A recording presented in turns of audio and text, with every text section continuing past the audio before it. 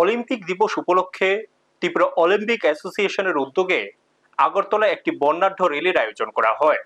রাজধানী রবীন্দ্র শতবার্ষিকী ভবনের সামনে থেকে শুরু হওয়া এই র্যালিটির শুভ সূচনা করেন ত্রিপুরার মুখ্যমন্ত্রী ডক্টর মানিক সাহা।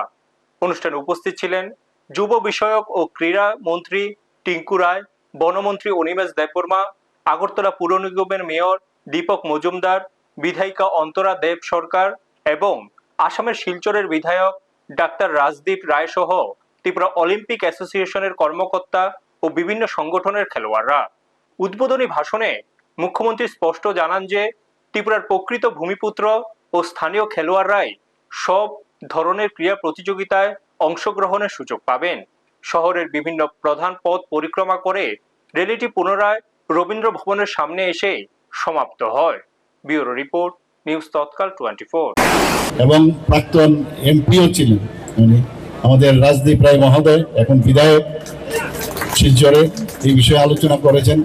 আমাদের অলিম্পিক অ্যাসোসিয়েশনের যিনি প্রেসিডেন্ট, সভাপতি বাইরে আছেন, আপনারা সবাই জানেন, অলিম্পিক দীপা কর্মকার, উনি আজকে আসেননি, বাইরে যেহেতু আছেন। সেক্রেটারি এখানে সুজিত রায় রয়েছেন এবং অন্যান্য কমিটির এখানে রতন বাবু আছেন। এখানে আমরা সবাই মিলে অলিম্পিক অ্যাসোসিয়েশনকে সাপোর্ট করব।